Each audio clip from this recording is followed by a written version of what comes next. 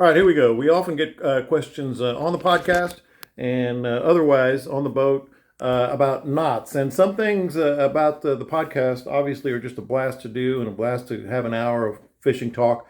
But sometimes you got to illustrate things. And we're going to keep things simple. We're not going to go full Scott Null and give you 17 different knots that he uses in different situations. That was a drive-by at Scott, by the way. We're going to talk about with Captain Caleb McCumber today. About 2 or 3, whatever he decides, very, very reliable knots that are practical. Practical knots you can tie and probably want to tie in, let's say, a couple of given situations. I'm gonna set Caleb up with, let's say, the old loop knot, and of course maybe something that you can go leader to line on.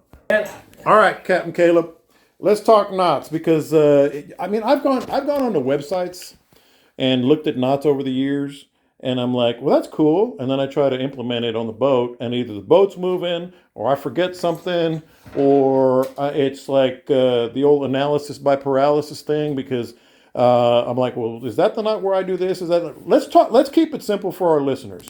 Let's talk about, and I set it up. Now, maybe you want to add something else, like a loop knot on a lure, or on a leader. I used to try the uni, and I've just given up on it because I still know how to do it, but it's too much trouble when I'm on the boat, and I just go straight to the lure or whatever. But you've got a couple here that maybe you're going to be perfect for what I'm talking about. Practical, easy knots, and let's not bog people down with a bunch of different stuff.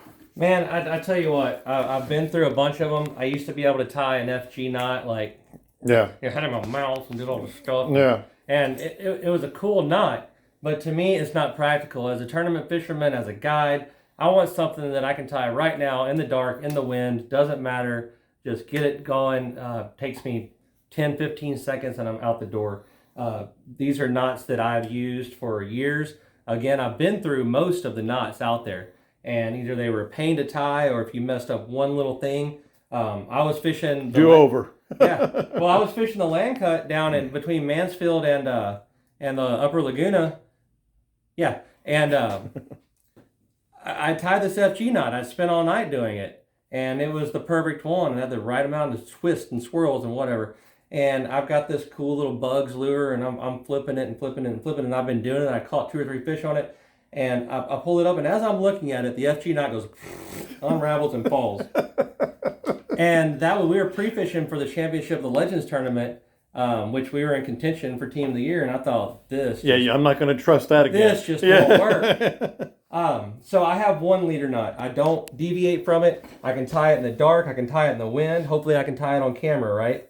But this is your leader line here. This is the line coming off your rod from your reel. It's very, very simple. You take your leader line, you hold it up, right there even with your line coming from your rod. Just one over the top, right? Yeah. Make a loop, and all you're doing is tying an overhand knot. 1, and you'll learn how to use your fingers like this to do it real quick. 2, and then 3 times.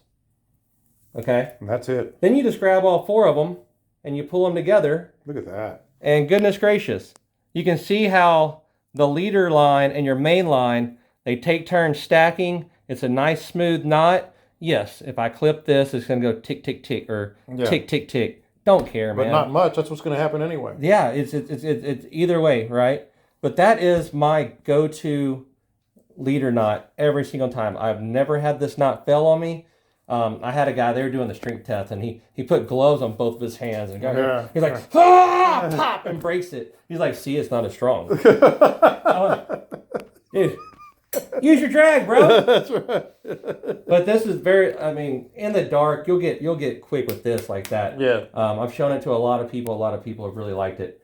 Now, in the spirit of corky season, loop knots. Yeah. Now, that's a big corky. In the wintertime, I like to use a big bait because big fish eat big baits. That's a little big. All right, again, now this is your leader line, right? You want to tie a loop knot on your corky.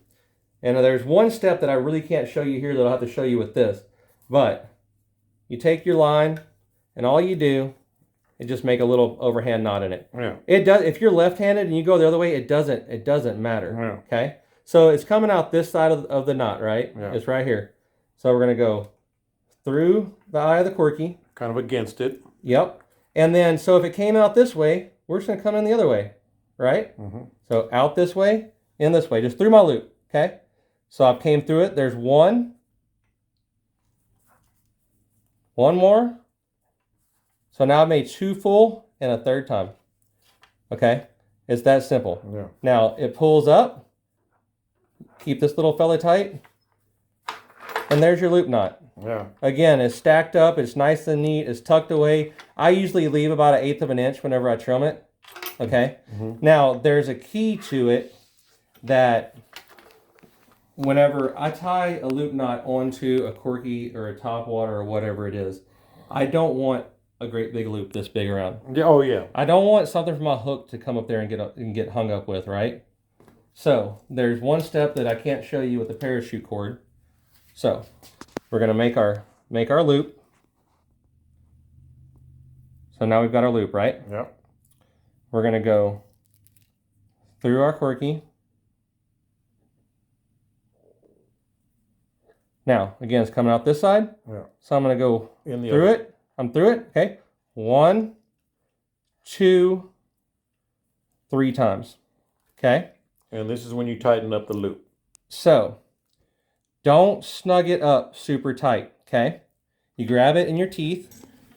I take my fingernail and I'm grabbing it above the knot. My fingernail is right above this knot, okay? Mm-hmm. And I'll pull it all the way down to the corky. To the right size. Yeah. No, I'm not pulling. I'm just pulling all the way down until I've got the lure right here in my hand, right? Now that I've got it down, now I'm gonna go to pull. And we've got a little bitty, nice, neat knot. That's how you do it right there, baby. Now, how about that on the first try, too? Right. It's almost like I don't want to have to record all this all over again, right? Then I take, people are going to ask, these are boomerangs. You can get them in Angler's Anonymous. They're awesome, They're too. awesome. And whenever I cut it, I'll usually leave. Like 1/8 of an inch. Yep.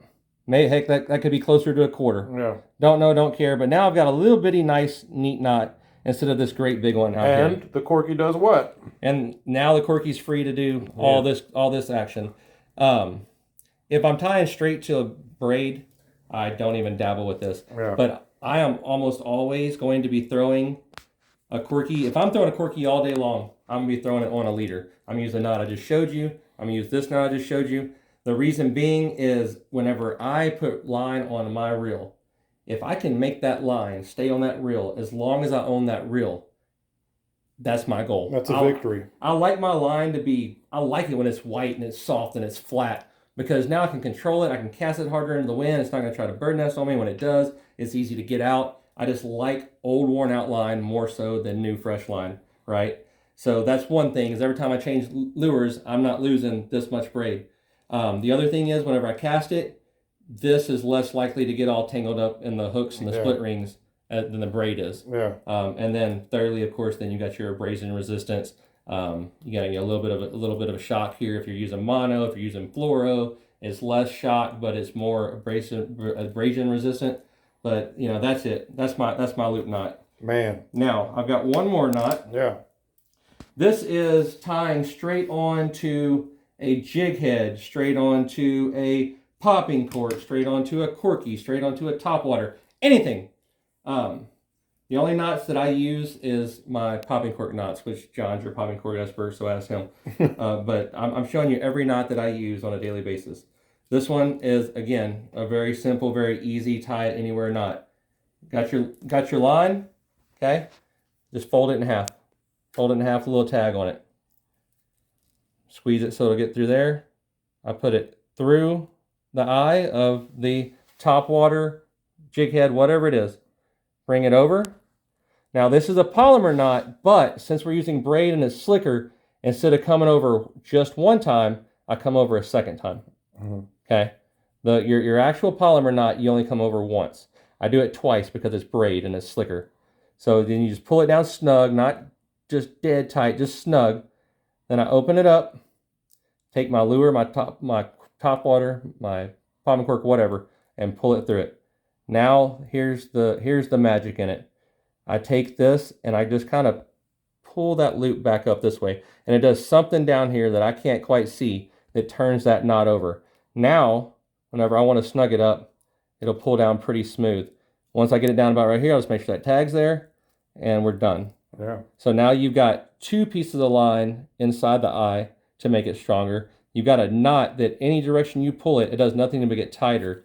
You have a knot that's pretty well bulletproof on messing up on you. How about that? So again, that's a polymer with an extra twist in it. I called it a modified polymer for the longest time. This is just, I don't know if there's different names for loop knots. There is? This my loop knot. That's your loop knot. That's my loop knot. And then the leader line, I believe, is called a surgeon's knot, I guess.